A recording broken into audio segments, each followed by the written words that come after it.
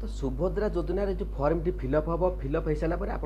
digitisation हम digitisation माने कौन तो डिजिटाइजेशन माने आप जानवा पाइबे वीडियो तेज आप फर्म टी फिलअप कर आप डाउट थी तो कौन गोटे आप सकाल भी मुझे वीडियो अपलोड करती आप देखिपे फर्मटा फिलअप हो सारापर आपर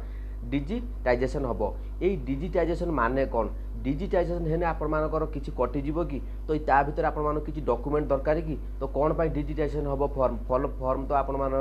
गाइडलाइन आसला आपर आधार कार्ड दरकार आ किसी दरकार ना तो पुणी फर्म फिलअप है तो डिजिटाइजेशन कौन हम डिजिटाइजेशन माने कौन तो ये सब जिन गुड़ आप जानवर निहाती दरकार तेज चैनल को जो मैंने नुआ आस चैनल को सब्सक्राइब करूँ कारण सबू टेक्निक जहाँ भी डाउट रोचे सुभद्रा योजनार संपूर्ण अपडेट मो चैनल आप देखा पाइबे जदि मो वीडियो आपको भल लगुच मो चैनल को आप सब्सक्राइब करूँ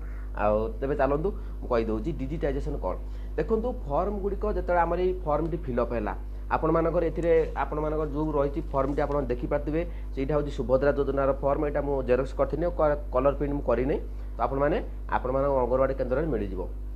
यही फर्मटी आप आधार कार्ड फिल आधार नंबर देवे अकाउंट नंबर देवे जो अकाउंट नंबर एनपीसीआई लिंक अच्छी कि ना जदि एनपीसीआई लिंक ना तेज आप निहाती भाव में गोटे अकाउंट खोलते एनपीसीआई लिंक करूँ एनपीसीआई लिंक ना आप पेंडिंग पैसाटा पेंडिंग में पड़े एमती बहुत चाषी भाई असुविधा होती तेज बुझीपारे तेज ये फर्मटी आम फिलअप करवा फिलअप कर सारापर देखूँ जदि आम मोर ये कंप्यूटर अच्छी तो प्रिंटर मेसीन भी अच्छी तो मुझे प्रिंट करदेवी जो फर्मटा आम स्कान करी आप जो धर आज नुहे मुझे तो आधार कार्ड दरकार जेकोसी डॉक्यूमेंट आप फिंगर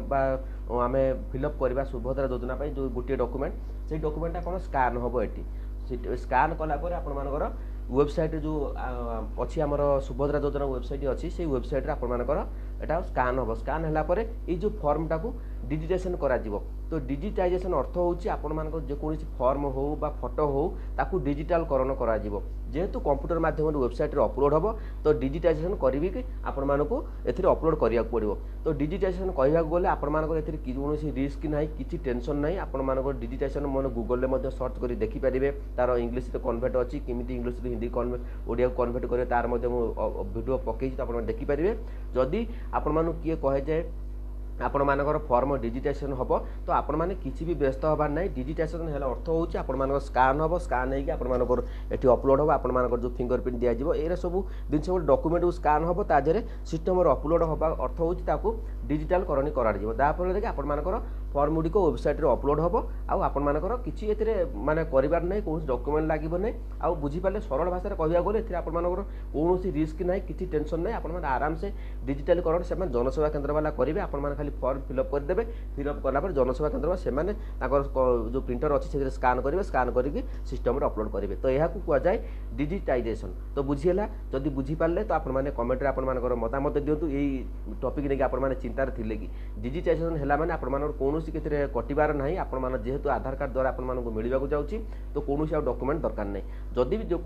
योजनार डॉक्यूमेंट दरकार हुए जब सिस्टम अपलोड कराए कहुए डिजिटाइजेशन तो बुझीगला जदि बुझीपारे तो कमेंट बॉक्स में आप मतामत दिंतु आ चैनल को सब्सक्राइब करूँ कारण सब